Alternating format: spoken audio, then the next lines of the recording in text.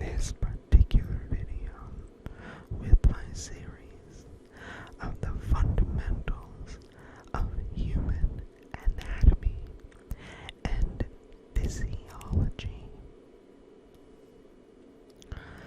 So first and foremost, please remember to like,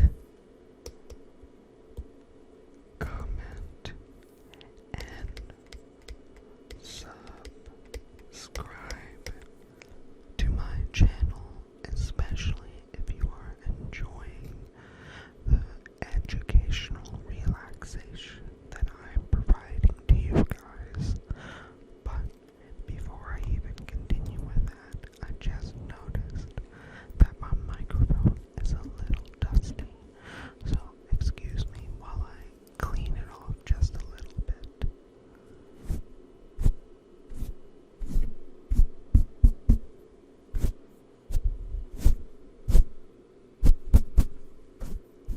Just filthy, absolutely filthy.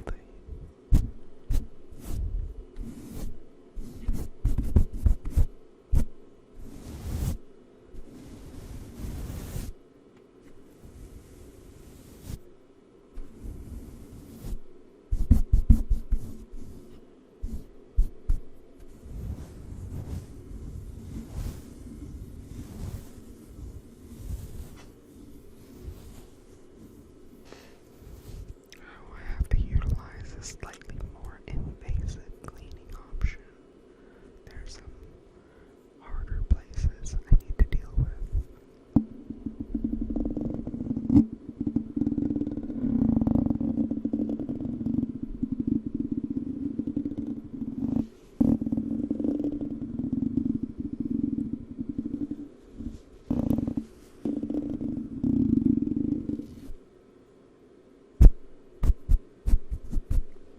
I think that took care of that. Alright, so let's get back to what we were talking about. What was I talking about? Oh yeah.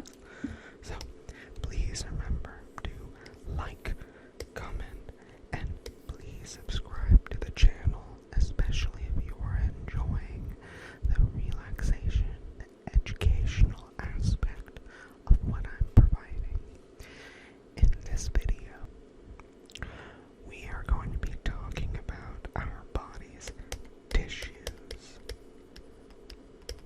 and the major tissue systems that make up our body and some of the key characteristics associated with it. So, while we're doing this, you can think of what we're going to be going through as a, let's say, grand tour of our body's architecture. We're talking about our main tissue types.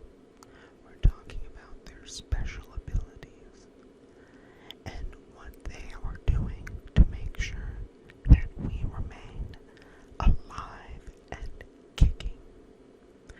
So, by the end of this video, assuming you haven't fallen asleep and you are still awake or reasonably awake and properly relaxed and receptive to what it is that I'm going on about with regards to our tissue, you should understand what our four major tissue types are, some of their development, how to think about them, both in 2D and 3D, so just how to visualize them and again think about them, the role that they play in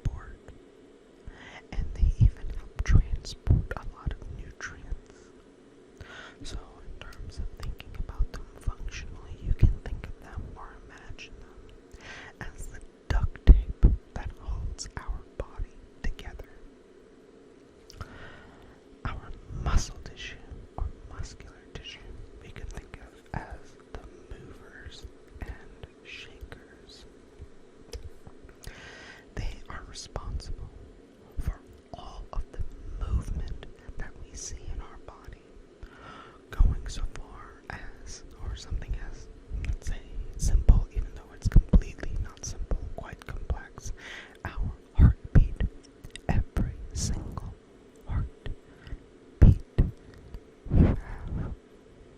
Da-dum, da-dum, da-dum. All the way to a morning stretch, and just making sure that, you've loosened the kinks in your body, especially after you've had a nap or a long sleep or an unfortunate bout of sitting in a seat that was not necessarily the most comfortable, regardless of what is happening, any sort of movement. Think of muscle tissue. And then finally, with our nervous tissue, we can think of as the communication.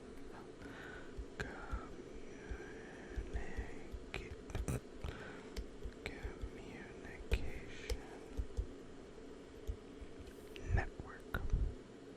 We can think of our nervous tissue as sort of the IT department. It is going to be sending and receiving messages to keep everything working as smoothly and as optimally as possible.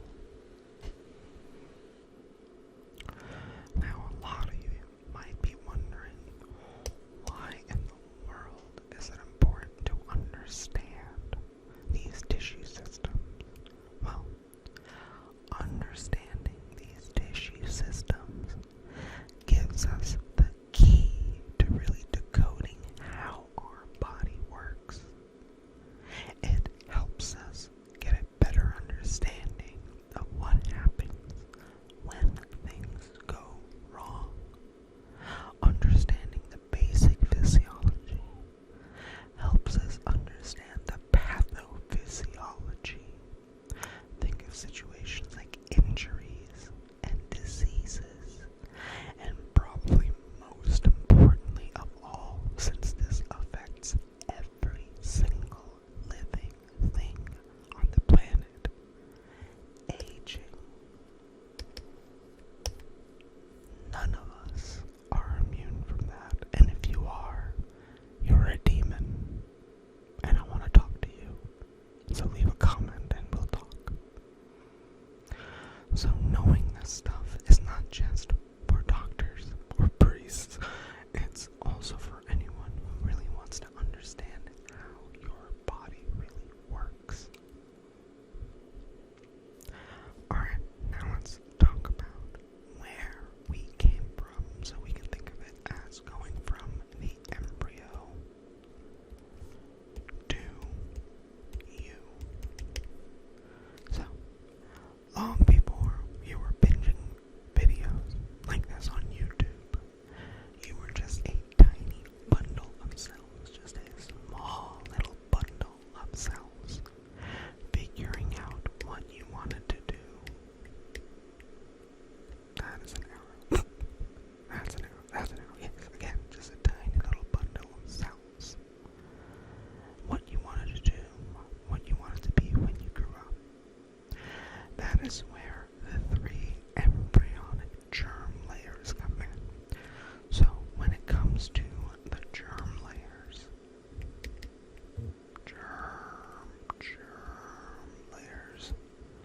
oh, that's too far apart. Germ layers. We can think of them as sort of the original construction crew. Definitely is the foundation for every single tissue in our body. So there are 3 types of embryonic tissue that we need to be familiar with. We have our ectoderm. We have our mesoderm. And we have our endoderm. Now, each of us can figure out different mnemonic devices to help us remember this. But hopefully what I will go over will help you with developing a pretty easy mnemonic to just, again, remember the differences between these 3.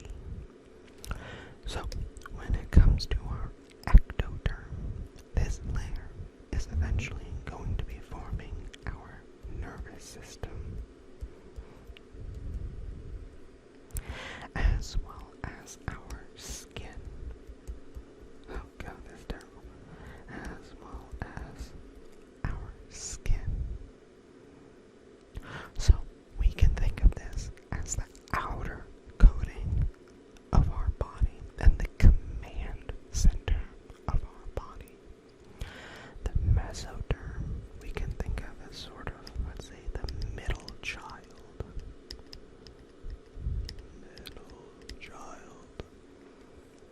It is responsible for our muscles, our bones, as well as our connective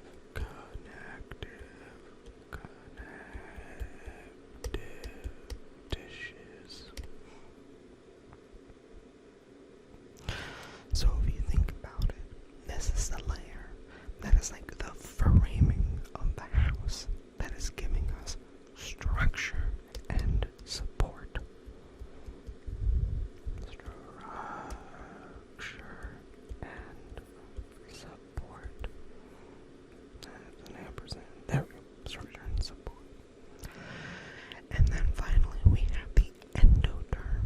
The endoderm is the innermost layer. This is going to be forming, most importantly, our digestive and respiratory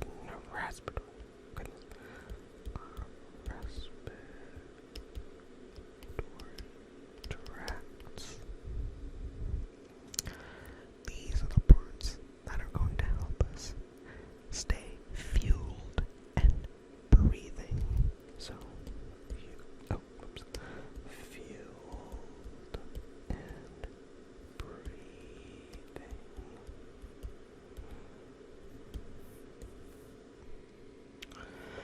So altogether, these germ layers are going to become the major tissue systems that we're going to be discussing in this video.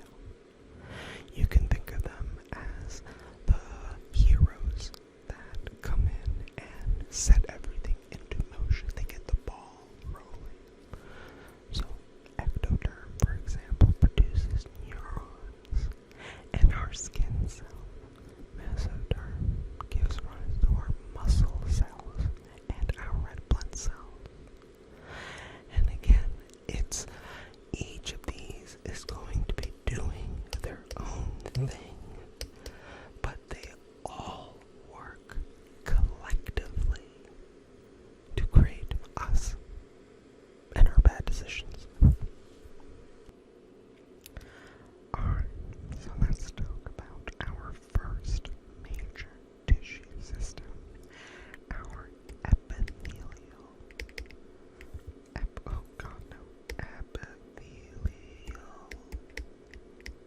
tissue. We can think of our epithelial tissue as our body's security system. So, it's going to form the outer layers of our skin. It's going to line our cavities, and it's going to cover our organs. It is responsible for forming our glands, which we can think of as our body's little factories for producing things like sweat, saliva, and hormones.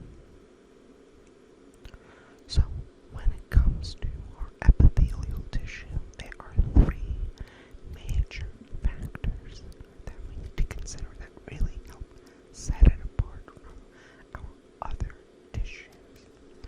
Number one, there is an internal polarity to our epithelial tissue, meaning there is a clear top and a clear bottom to the cells themselves, the epithelial cells.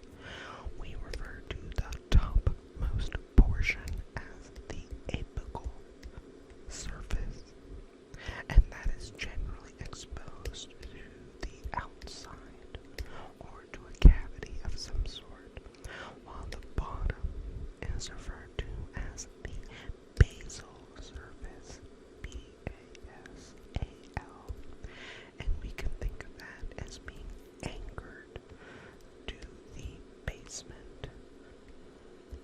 let's not even think of it. You don't even need to think of it as that. That is what it is.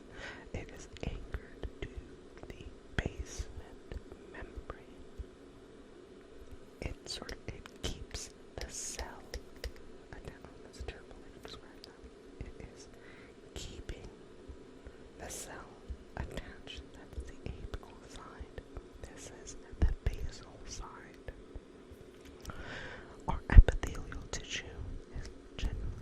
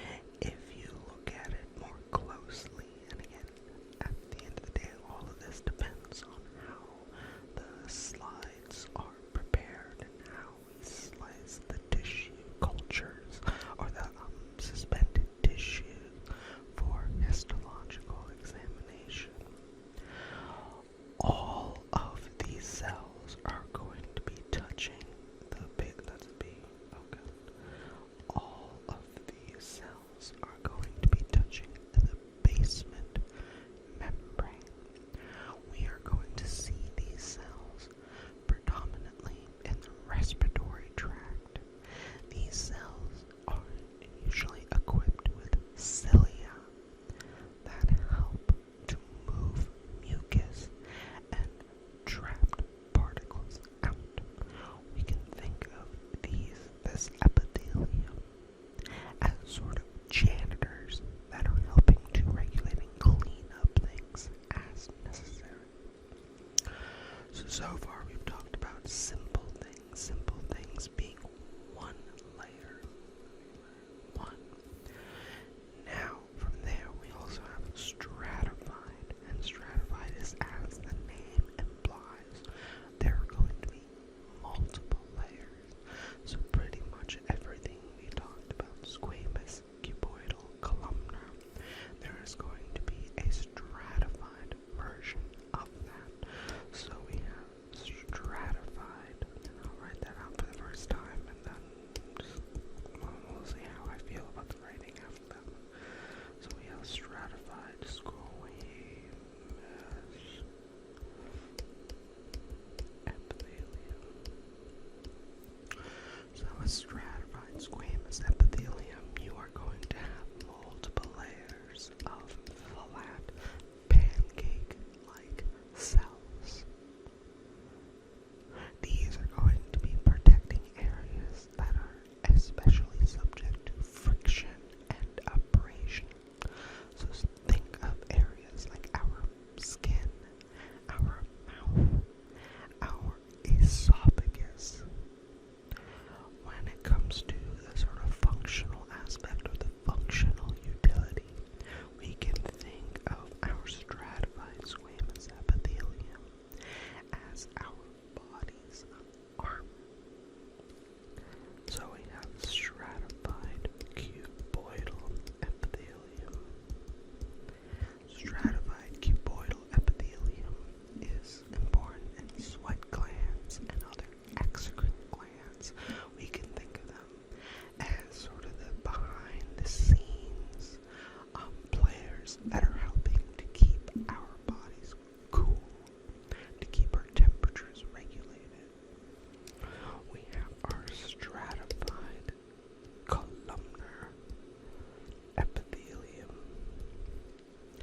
With this is going to be found in parts of our the male urethra, especially in some glands. We can think of these as sort of the more the special or specialty parts of our stratified epithelium. And one that you are really not going to talk about until we talk about the gastrointestinal and urinary tract is what's known as transitional epithelium. Excuse me. Epithelium. Oh my god, why can I not write? Okay. Epithelium. Oh, I swear to God. Okay, you know what? There we go. Transitional epithelium.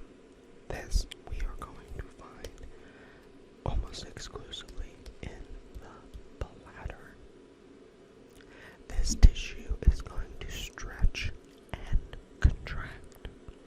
Stretch and contract as necessary. We can think of this as sort of